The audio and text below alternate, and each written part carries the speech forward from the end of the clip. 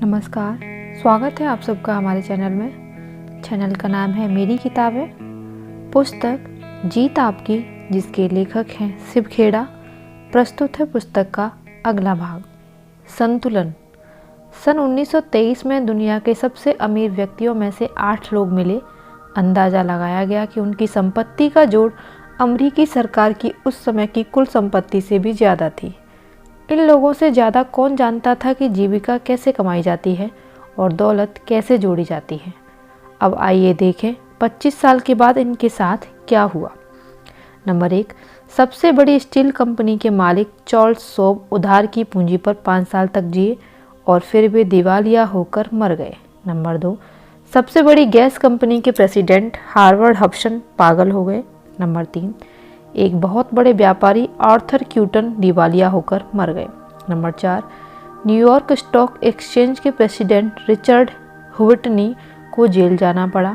Number 5, राष्ट्रपति के cabinet सदस्य अल्बर्ट फॉल को जेल से इसलिए छोड़ दिया गया ताकि वे अपने जीवन के अंतिम दिन घर पर बिता सकें। नंबर 6, वॉल स्ट्रीट के सबसे बड़े सट्टेबाज जेसी लिवरमोर ने आत्महत्या कर ली। नंबर 7, दुनिया की सबसे बड़ी एकाधिकार कंपनी के प्रेसिडेंट इवार क्रूजर ने आत्महत्या कर ली। Number 8, Bank of International Settlement के प्रेसिडेंट लियोन फ्रेजर ने भी आत्महत्या कर ली। ये लोग पैसा कमाने में तो माहिर थे, लेकिन ये भूल गए थे कि ज़िंदगी को कैसे बनाया जाए। ऐसी ही कहानियाँ लोगों के मन में भ्रम डालती हैं कि पैसा ही सब बुराइयों की जड़ है। यह सच नहीं है। इनकी समस्याओं की वजह पैसा नहीं था। पैसा भूखे को खाना, गरीब को दवाई और ज़रूरतमंद को कपड़ा देता है, लेकिन पैसा सिर्फ लेन देन का जरिया है। दरअसल उन्होंने पैसा कमाने के लिए ज़िंदगी की बाकी 5 तीलियों की ज़रूरत को नज़रअंदाज किया और यही उनके पतन का कारण बना। हमें 2 तरह की शिक्षा चाहिए। एक वह जो हमें रोजी रोटी कमाना सिखाए, दूसरी वह जो हमें जीने का ढंग सिखाए।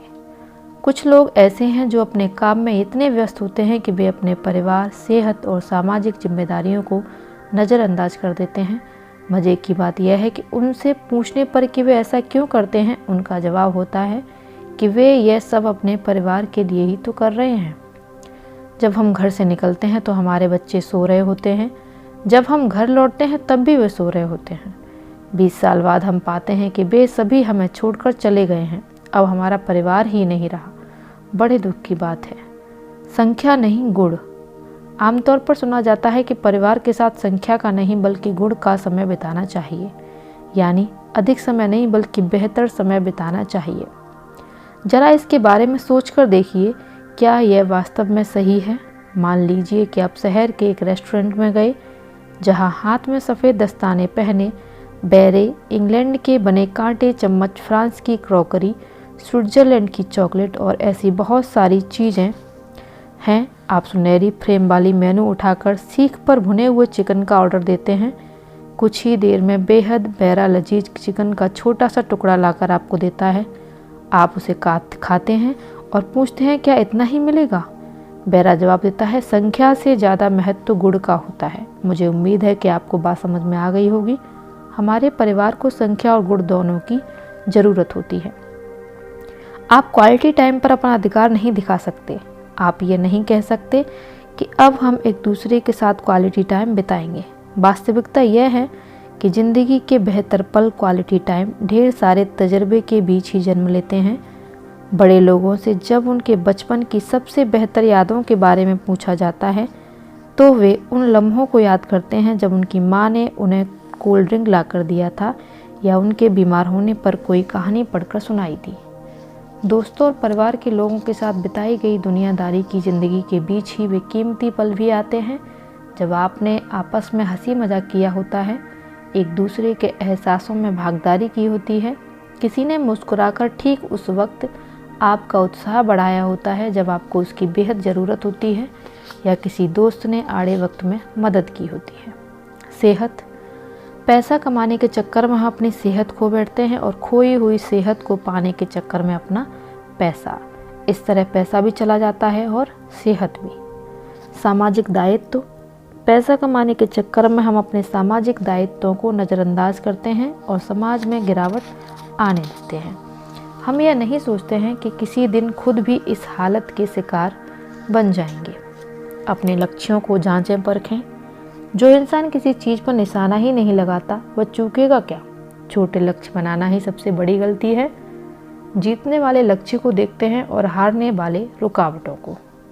हमारे लक्ष्य इतने बड़े होने चाहिए कि हमें प्रेरणा दे सकें, मगर असलियत से इतनी दूर भी न हो कि हम निराश हो जाएं।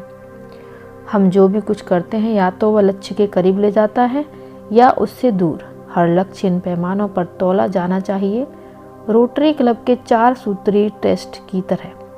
पहला पॉइंट है, क्या यह सच है? दूसरा, क्या यह सभी संबंधित लोगों के लिए निष्पक्ष है? तीसरा, क्या इससे मुझे ख्याति मिलेगी? चौथा, क्या यह मुझे सेहत, धन और मन की शांति देगा? क्या यह मेरे दूसरे लक्ष्यों के अनुकूल है? क्या मैं अपने आप को इसके लिए वचनबद्ध कर सकता हूँ? नीचे लिखे उदाहरण इस कसौटी पर खरे नहीं उतरते। नंबर 1, अगर मेरा लक्ष्य सेहतमंद बनना हो लेकिन जेब में पैसा न हो तो ये बिल्कुल साफ है कि यह व्यवहारिक नहीं है। इसका मतलब यह है कि इसका तालमेल हमारे दूसरों लक्ष्यों के साथ नहीं है। नंबर 2, एक इंसान दुनिया में जितना चाहे धन कमा सकता है, लेकिन अगर वह अपनी सेहत और परिवार को खो देता है तो क्या उस धन की कोई कीमत है? कोई व्यक्ति नशीली दवाएं बेचकर करोड़ों रुपए कमा सकता है, लेकिन फिर उसे बाकी ज़िंदगी कानून से भागते हुए बितानी पड़ेगी। इस तरह का व्यवहार गैर कानूनी, सामाजिक जिम्मेदारी से परे और मन की शांति तथा ख्याति को छीनने वाला होगा। ऊपर बताए गए 6 सवालों की कसौटी पर परखें और यह निश्चित कर लें कि उनमें आपस में तालमेल है। बिना कर्म के लक्ष्य खोखले सपनों की तरह होते हैं। कर्म ही सपनों को लक्ष्यों में बदलता है। अगर हम अपना लक्ष्य नहीं हासिल कर पाते तो इसका मतलब असफल होना नहीं होता। देरी होने का मतलब हारना नहीं है। इसका मतलब यह है कि अपने लक्ष्य को पाने के लिए फिर से योजना बनाने की ज़रूरत है। जैसे कैमरे को तस्वीर लेने के लिए फोकस करना पड़ता है, वैसे ही हमें भी सफल जीवन पाने के लिए लक्ष्य बनाने की ज़रूरत पड़ती है। अपने ऊपर इस डर को कभी हावी न होने दें कि किसी काम को करने में कितना समय लगेगा। वह समय किसी न किसी तरह बीत ही जाएगा, लेकिन हमें उस बीतने वाले समय का बेहतर से बेहतर उपयोग करने की कोशिश करनी चाहिए। Earl Nightingale. हमारे लक्ष्यों और नैतिक मूल्यों के बीच तालमेल होना चाहिए। लक्ष्य हमारे जीवन को अर्थ देते हैं। यह सफलता की ओर पहला कदम है। चांद बनने का लक्ष्य बनाएं। अगर आप चूक भी गए तो एक तारा तो बन ही जाएंगे। बाधाएं ऐसी डरावनी चीज़ें हैं जो लक्ष्य से आंखें हटने पर आपको दिखती हैं। Henry Ford. इस दुनिया में हम सभी के जीवन में एक उद्देश्य है और यह हर इंसान का अलग अलग हो सकता है। किसी ऑर्केस्ट्रा में अगर हर कोई एक ही बाजा बजा रहा हो तो यह सुनने में शायद अच्छा नहीं लगेगा। छोटी योजनाएं ना बनाएं, उनमें इंसान के दिलों में जोश भरने वाला जादू नहीं होता। बड़ी योजनाएं बनाएं, पूरी आशा के साथ ऊंचाई की ओर बढ़ें और काम करें। Daniel H Burnham. इससे कोई फर्क नहीं पड़ता कि हम कहाँ हैं, महत्व तो इसका है कि हम किस दिशा में जा रहे हैं। बिना किसी उद्देश्य के मेहनत और साहस भी बेकार होते हैं। चिंता गलत लक्ष्य बनाने की ओर ले जाती है। चिंतित आदमी उन बातों के बारे में सोचता रहता है जिन्हें वह घटित होते नहीं देखना चाहता। सक्रियता का मतलब उपलब्धि नहीं है। सक्रियता को उपलब्धि मानने की भूल ना करें। कठघोड़ा अपनी जगह पर लगातार चलता दिखता है लेकिन आगे जरा भी नहीं बढ़ता। अल्फ्रेड ए मोंटापर्ट। सक्रियता और उपलब्धि में बहुत फर्क है। एक फ्रांसीसी वैज्ञानिक फेब्रे ने इस बात को भेड़चाल वाले कैटरपिलर्स के साथ एक प्रयोग करके दिखाया। कैटरपिलर्स अपने सामने वाले की नकल करते हुए आंखें मूंद कर चलते हैं। फेब्रे ने उन्हें एक फूलदान के घेरे में इस तरह से रखा कि सबसे आगे वाला कैटरपिलर वास्तव में सबसे पीछे वाले कैटरपिलर के ठीक पीछे रहे। फिर उसने चीड़ के कांटे जो कैटरपिलर का भोजन है उस फूलदान के बीच में रख दिए।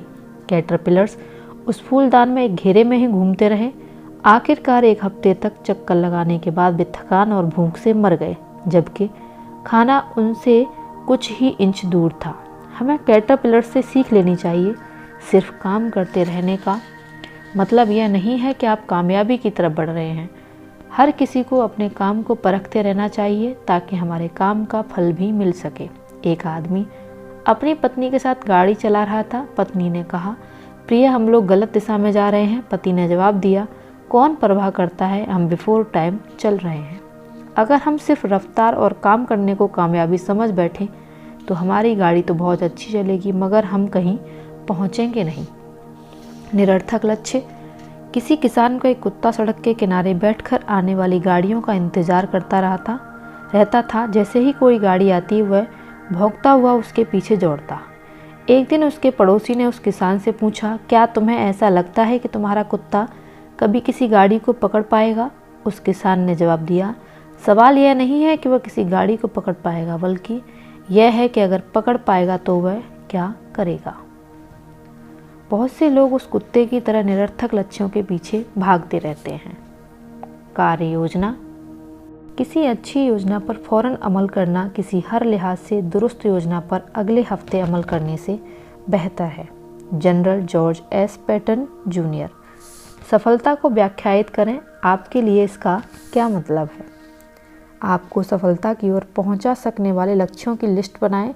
ये लक्ष्य आपके लिए क्यों महत्वपूर्ण हैं? नंबर 3, उन लक्ष्यों को स्पष्ट रूप से लिखें जिन्हें आप 1 महीने, 1 साल, 3 साल और 5 साल में प्राप्त करना चाहते हैं।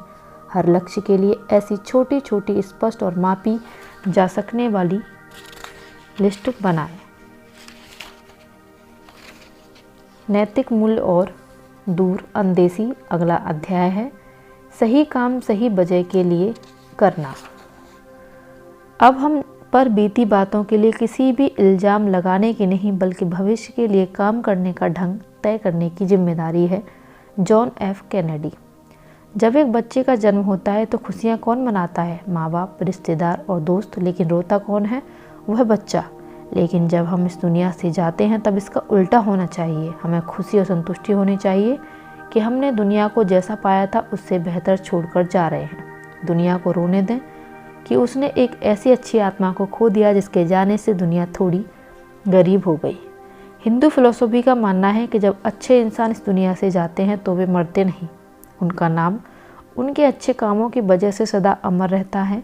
याद कीजिए, आपने ऐसे किसी आदमी की प्रशंसा आखिरी बार कब सुनी थी?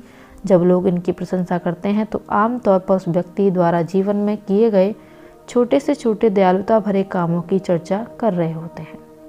दयालुता भरे छोटे छोटे काम अनदेखे नहीं रहते हैं। वास्तव में किसी व्यक्ति के गुजरने के बाद इन कामों का महत्व और गहराई से महसूस किया जाता है। तभी लोग महसूस करते हैं कि गुजरने वाले के छोटे मोटे काम याद करने वालों और दूसरों के लिए कितने महत्वपूर्ण थे। आज तक कोई इंसान इसलिए सम्मानित नहीं हुआ कि उसने दुनिया से क्या लिया, लेकिन इसलिए ज़रूर हुआ कि उसने क्या दिया। Colvin Coolidge. हम अपने जीवन मूल्यों को किस तरह परखते हैं? हम अपने नैतिक मूल्यों को कैसे परखते हैं?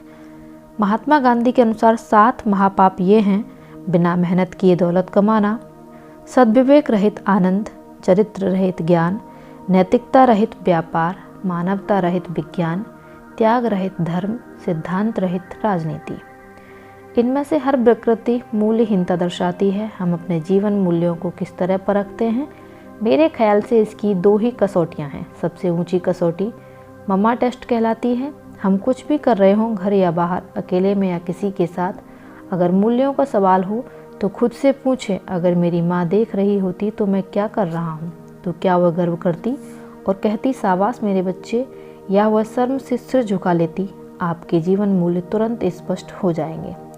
अगर हम मम्मा टेस्ट पास कर लें और दूसरे सभी टेस्टों में फेल हो जाएं तो भी हम पास हैं, और अगर हम मम्मा टेस्ट में फेल हो गए और बाकी सभी टेस्टों में पास हो गए तो हम फेल हैं। अगर मम्मा टेस्ट से जवाब नहीं मिलता तो हमारे पास एक और टेस्ट है जिसे कहते हैं बाबा टेस्ट। हम कुछ भी कर रहे हों, घर या बाहर, अकेले में या किसी के साथ, अगर मूल्यों का सवाल हो तो खुद से पूछें, अगर मेरे बच्चे यह काम करता हुआ देखें तो क्या मैं चाहूँगा कि वह उसे देखें, या मैं शर्मिंदा होऊंगा? एक बार फिर शंका के बादल जल्दी से छट जाएंगे और आपको अपना जवाब मिल जाएगा। अगर ये दोनों टेस्ट किसी इंसान के जीवन मूल्यों को नहीं परख पाते तब वह इंसान नहीं है। हमारे जीवन मूल्य कैसे बदलते हैं? लगातार संपर्क में आने से जो असहनीय है वह भी स्वीकार करने लायक हो जाता है और फिर हम उसमें उलझ जाते हैं। जब हम इन असहाय चीज़ों को स्वीकार करने लगते हैं तो उन्हें उचित बताने लगते हैं। समय बदल रहा है, हम युवा पीढ़ी में नैतिक मूल्यों में गिरावट की बात करते हैं। अफसोस जाहिर करते हुए हम कहते हैं कि उनका आखिरकार क्या होगा, लेकिन उन पर उंगली उठाने से पहले आइए देखें कि दोष किसका है। हमें यह याद रखना चाहिए कि नैतिक मूल्य, अच्छी आदतें और सद्गुण पैदाइशी नहीं होते, वे सीखे जाते हैं। अगर हम आने वाली पीढ़ियों पर सकारात्मक असर डालना चाहते हैं तो हमें अपनी प्राथमिकताएं सही ढंग से निर्धारित करनी चाहिए। इस ऑडियो में इतना ही। मिलती हूँ अगली ऑडियो में पुस्तक के अगले भाग के साथ। तब तक के लिए धन्यवाद। आपका दिन शुभ हो।